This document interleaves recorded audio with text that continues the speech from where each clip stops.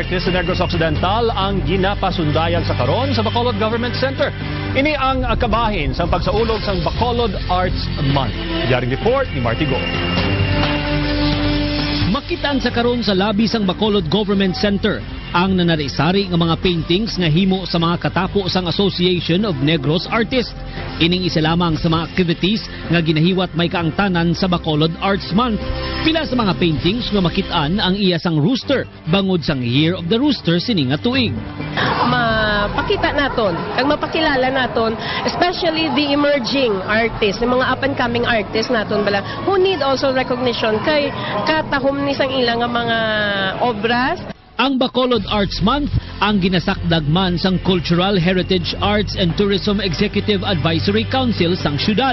We wanted so much to celebrate Bacolod Arts Month, which is also a national arts month for the whole Philippines, the whole of February ina. Sa Sabado, isa ka toast to Bacolod artist ang pagkahiwaton sang syudad para pasidunggan ang mga local artist kag ang ilatag sa mga obra maestra. Because that will not only serve to give incentive to the artists, but it will also inspire others to develop their craft. Ang Bacolod Arts Month ang isa ka bulan na selebrasyon sa nagkalain-lain ng mga sahi isang taliambong kasubong sang visual arts, film, theater, kag iban pa. Marty Go, ABS-CBN News.